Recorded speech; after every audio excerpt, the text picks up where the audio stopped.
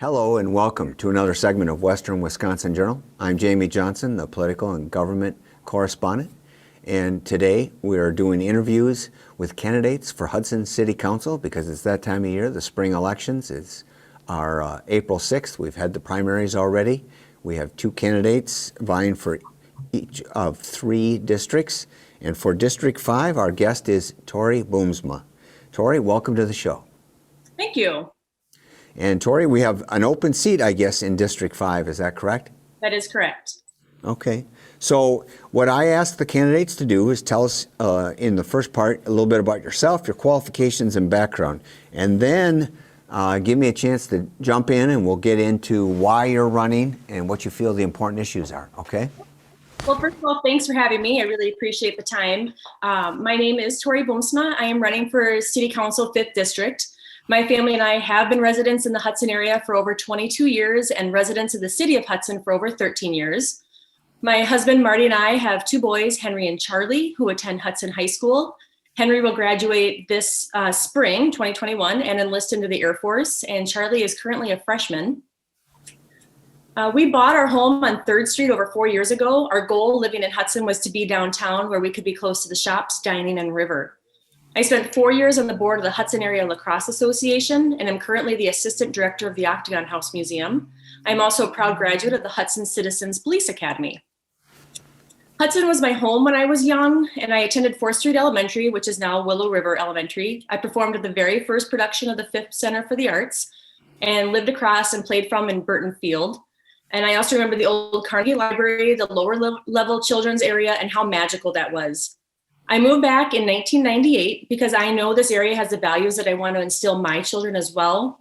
And this rich history of our little river town, which has grown into a vibrant and beautiful community, creates a desire for me to serve all of its residents.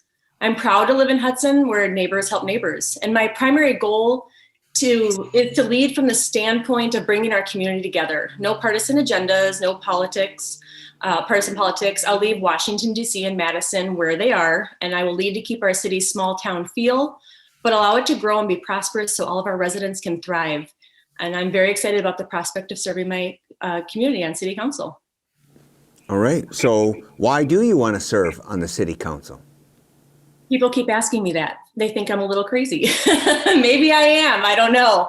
But my first answer is I love Hudson. I love this city. I love our little downtown, our beautiful riverfront area, our bustling hilltop and everything in between.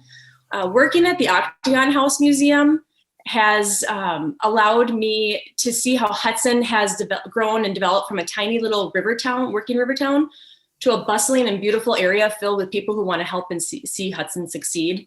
And of course, I have other reasons. We have a downtown area, which I hope to represent, which is a tax increment finance district, which means much of the development happening in Hudson will be downtown in this district. And we need strong representation for our downtown development. Also, communication is key. With the loss of our local newspaper, we need to forge new pathways to keep our residents informed, and that can only make our city stronger. Also, our city district representatives should have good working relationship with Mayor O'Connor and the other city council members. These relationships are vital. I want to make sure partisan politics stay out of our city politics. There is no room for partisan politics on the city government level. This is a nonpartisan election. At the city level, we are no longer left or right or Democrat or Republican. We're all Hudsonites. We all come to these offices with different concerns and philosophies, different perspectives and ideas. But in the end, I hope that we can all agree what this election isn't about. It's not about Madison or DC. It's not about Democrats or Republicans. It's about finding common ground to make sure Hudson remains the happy, healthy place it is to live in. Okay. So what do you see as the most important issues to be addressed by the City Council in the next 2 years? One of my top priorities is public safety. I really feel that is something that we need to focus on here. My opponent hasn't yet addressed public safety, and I think people need to know where she stands on that, especially since she has expressed concern herself about walking alone at night downtown. I've met several people in my district who have expressed concern for their safety. One even told me that she keeps a beware of dog sign visible because she lives alone and she wants extra security barrier. There has been an increase of robberies, assaults, and inebriated people after 10 p.m. downtown. Our diners head home, our local people head home, and then a new, younger crowd comes out. Our chief of police has brought this up many times in the last few months, and we need to do what we can as a community to support our police force so that they can protect us. My other main concern is our library. We are at a financial crisis crossroad with it right now. We have to work with our state, our county, and our municipal partners to come up with a solution. If we don't save our library, we will pay almost double in taxes than what we're paying right now. We will lose control of our library and the county will take over, which will leave us with no input. So those are just two of my main focuses of what's going on, but I think those are two very large ones right now. Okay. Well, looking at the city budget, do you see any areas where the city could or should reduce spending without reducing services? No, I think right now, the way the city is run, I think they're doing a very nice job of keeping our finances at a good level. We're very efficient on our funding and we're run very well. I think the council has done a nice job making sure of that. And I'd like to continue that, keeping our taxes at a low rate like they are right now. Well, one of the other candidates we just interviewed talked about a recommendation coming out of Public Safety Committee is to increase the police department by 4 officers. They have 28 now. Mm-hmm. So that's roughly a 14.5% increase would be in public safety personnel. That would have to, in order to keep the budget only going up 1 or 2% overall, as the mayor's goal has been, it would require some big cuts elsewhere. So would you be supportive of 4 more officers? Do you think the request should be scaled back? Or does it have to be a zero sum, or would you be in favor of increasing the taxes to pay for that? I actually listened into that meeting, that public safety meeting, where they were discussing with the chief about bringing on more officers onto the staff or the payroll. He did say that last year alone, they had, I think in the month of December, I hope I'm not misquoting, it was over 175 hours of overtime. And the overtime that was spent last year alone would have covered these 4 officers that we would be bringing on. And he stayed under budget last year. So from what I understand of that, it's not going to be a grand expenditure to bring on these 4 officers that were already needed at last year at this time. Okay. I know we were short last year and they were budgeted for one, but they did not have one, an extra officer last year. So I am for bringing on extra staff. And like I said, from what I understand, it's not going to raise our tax base that much to bring them on. All right. You've touched on public safety, public library. What about infrastructure? Do you believe the city's plan for maintaining and improving the city's infrastructure is sufficient moving forward?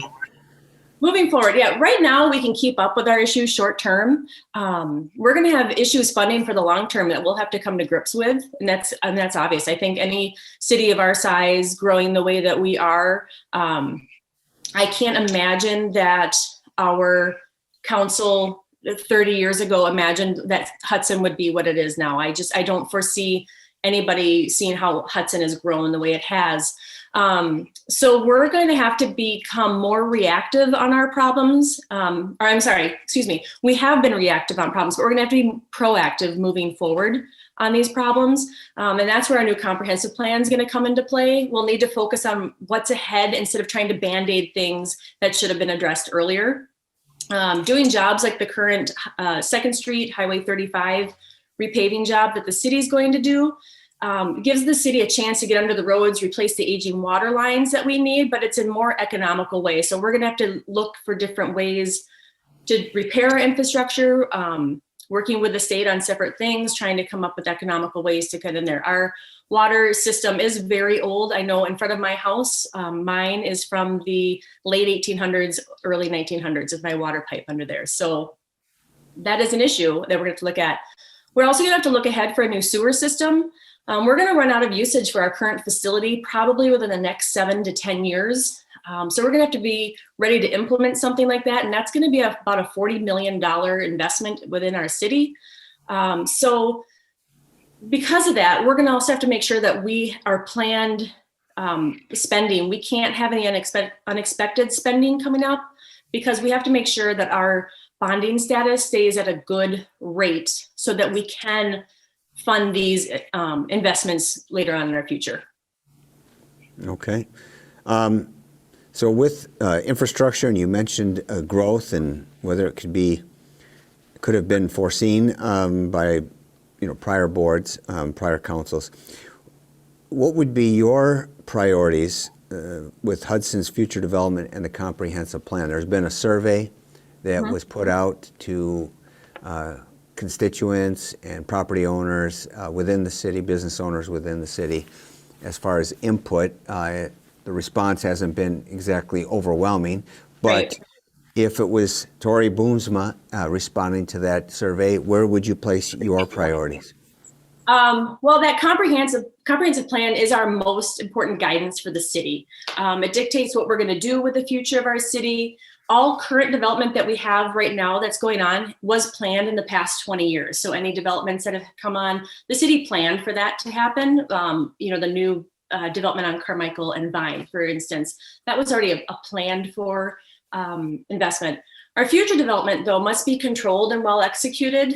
There is land on the south side of the city that would extend our southern border about 70 acres.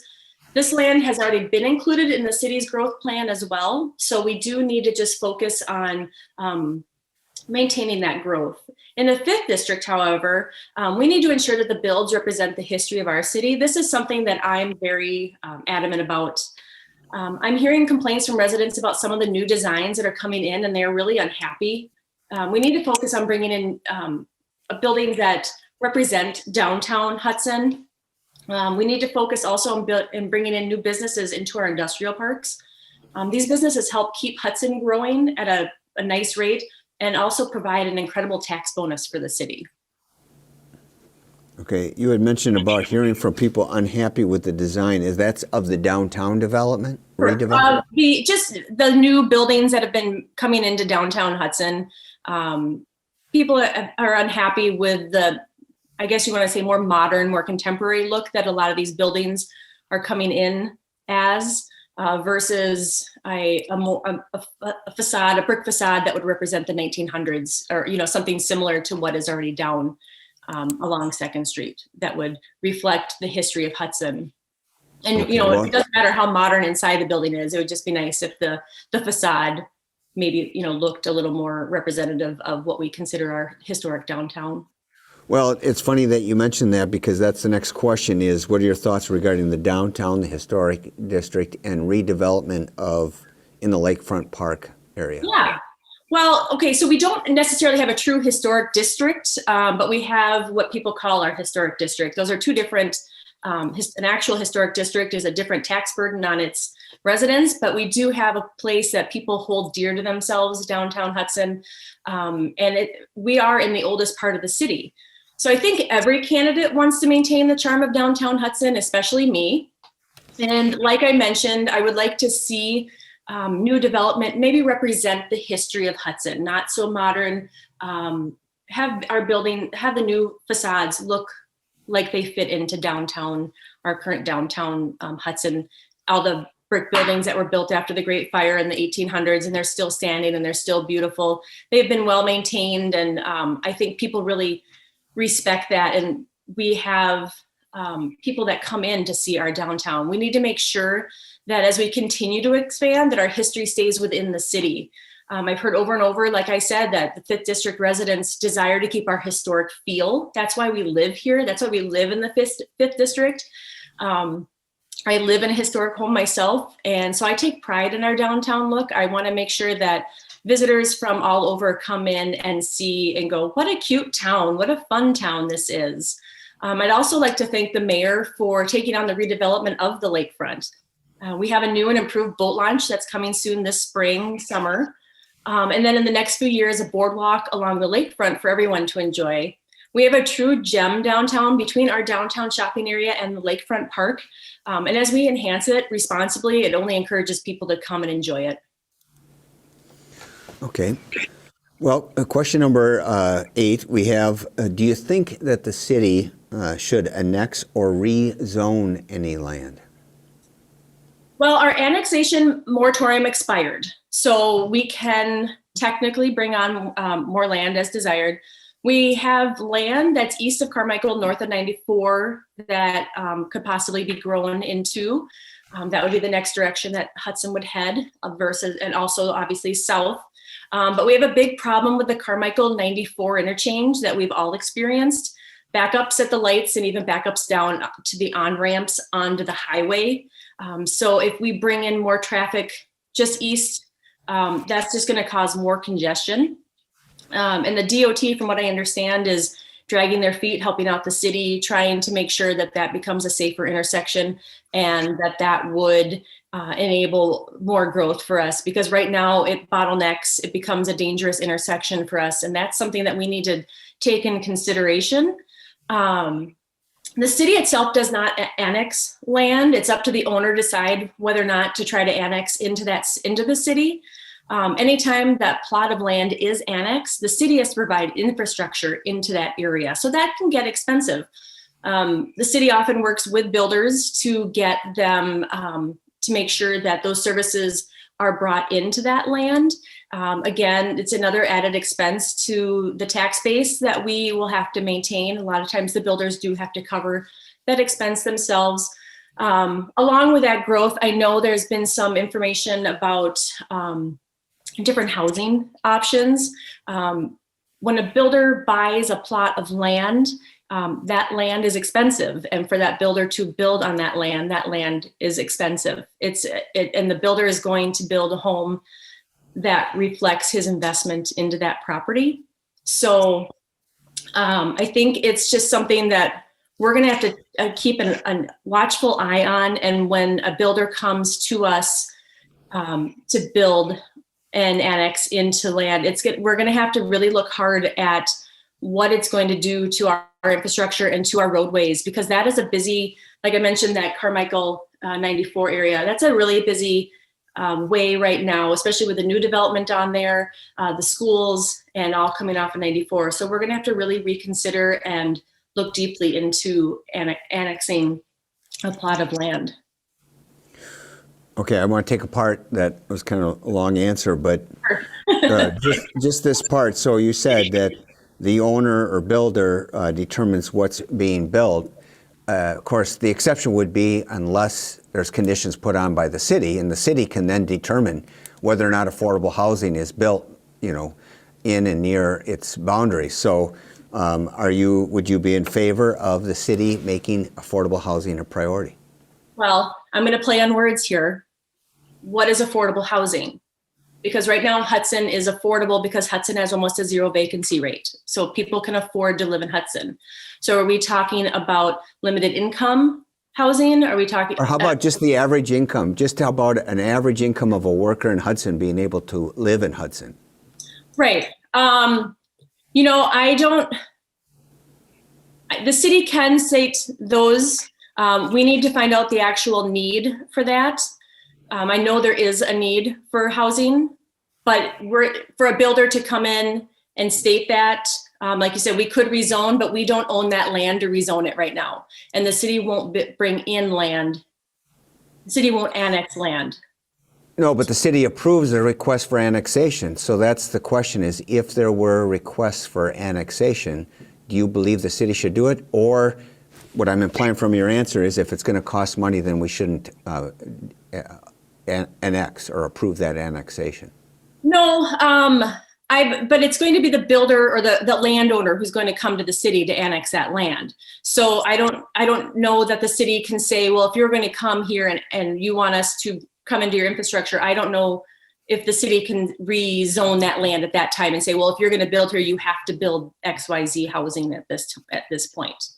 Okay. Within the city of Hudson, there is nowhere right now to actually build anything else. So that is our next plot. So I don't know what the next steps would be after that, unfortunately, but I don't think the city, since the city does not annex itself, someone has to come to the city to have that land annexed. I don't know that the city can put those rules on the land. Right, but the city can't even approve an annexation that's not considered within its comprehensive plan. So the question is what should the city be putting in its comprehensive plan that will then give options to owners to annex? Right. And so if that's when the comprehensive plan comes to fruition and the city sees that we need to have this housing, as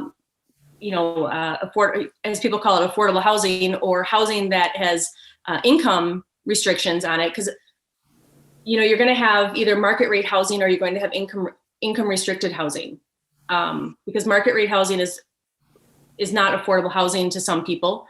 Income restricted housing would probably be more of what you're thinking of, whereas someone who only makes X amount of dollars can pay to live in this housing area. So yeah, the city could, once it comes through, the city can go, we're only going to, we'll only approve annexations with this type of housing. I could see the city doing that, yes. All right, well, we're pretty much out of time here, but I want to allow you to finish. Is there any special issue we haven't addressed that you would like to see addressed for the voters of your district in District 5? I do. Thank you for asking.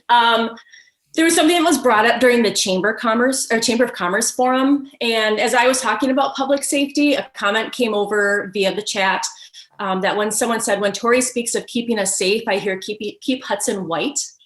And that comment really saddened me and angered me so much that I still think about it. And it's almost 2 weeks later now.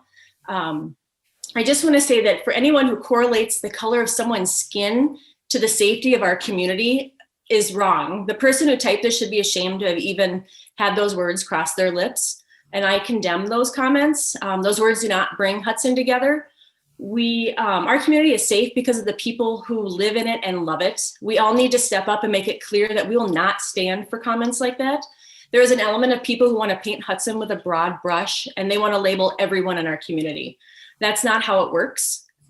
We live here, we work here, we support each other. Are there people in Hudson who judge on the color of someone's skin? And I'm sure there are. I haven't met them. I'm not here in Hudson. I haven't met those people. We need as a community to come together. It's not only on the city council to direct this, it falls on the community as well. We don't need committees to solve this problem. We need a community. And I just want that out there. All right, very good. We'll have to end right there. We're out of time. Tori Boomsma, candidate for District 5, thank you for joining us. Thank you. I really appreciate your time. You bet. And I want to thank our voters and viewers for watching another segment of Western Wisconsin Journal, and remind you to get out there and vote on April 6th.